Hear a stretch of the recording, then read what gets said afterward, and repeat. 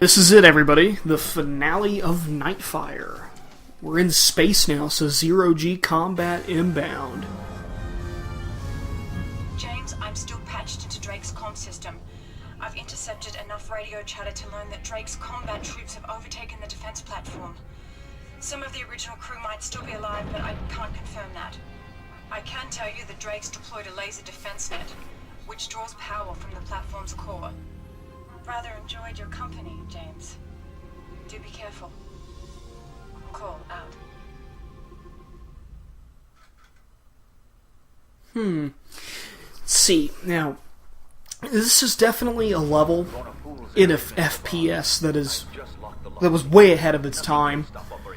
I mean, if there was a shooter out there right now that was as ambitious as this level, it would probably be, well, number one, it would probably play a lot better than this particular level, but this is just zero-G combat, lasers taking down missiles. It's great. It's better than Moonraker. I don't really like Moonraker. I'll credit you with persistence, Mr. Bond. Persistence and failure. There are NATO launch sites on Earth which could challenge the arsenal on my island.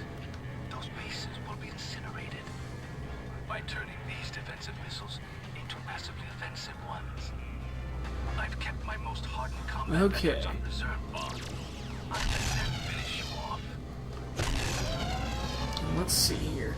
This missile wants to move into position. Remember that view, Mr. Bond. It's the last you'll ever see of Earth.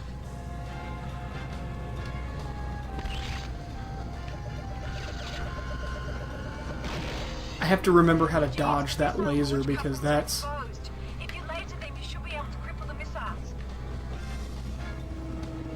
You've got to disable the missiles, James.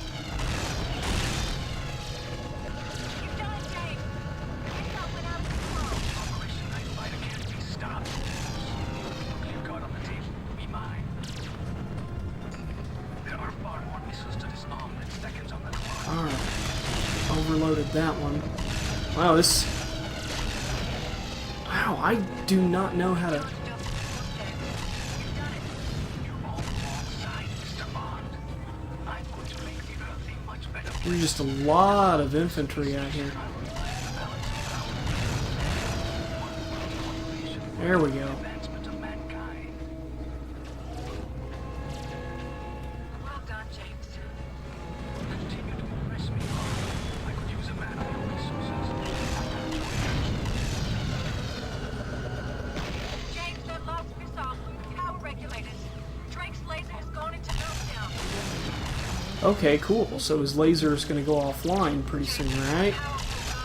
It's been forever since I've played this. There we go. Gotta take care of some of these space guys. Only 3 remaining. That missile went off course and hit the station. The power system is going haywire. Alert. Okay. Overloaded. Radiation level critical. It's futile, Mr. Bond. How would you like to die? Slowly from a collapsing oxygen line or a swift burn through the atmosphere? Alright, I gotta hurry up and get to these missiles over here.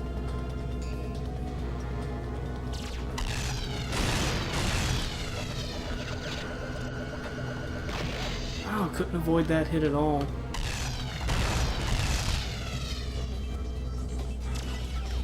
At least I took care of all of those missiles, and then just make sure I get rid of all that infantry. You may have stopped the fire this time, Bond, but like the phoenix, I'll rise from the ashes. The missiles are damaging the station. It's starting to break up. James, you must hurry. Okay, now we actually have to fight him in zero-G, and he's a little bit harder.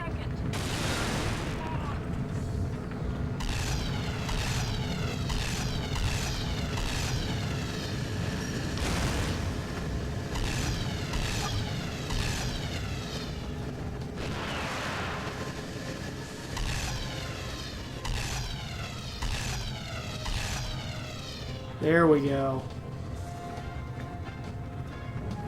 Took care of him.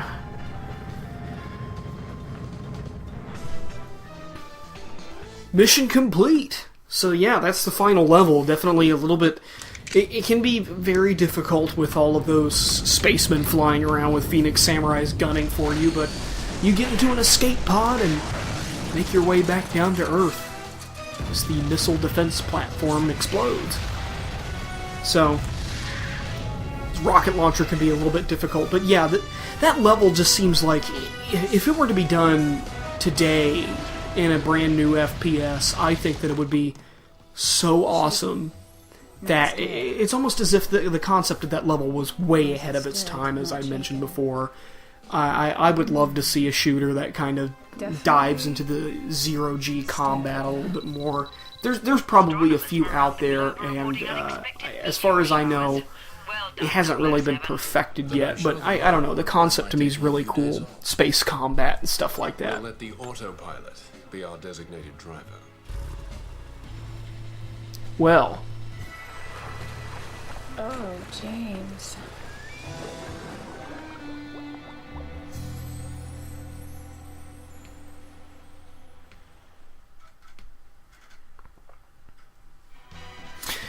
Well, let's see. Nice work. You completed the mission. Again.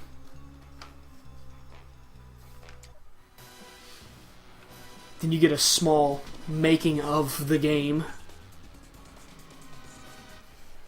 Working for over 20 months, the team at EA Games developed James Bond 007 Nightfire. But anyway, you can probably find that on the internet.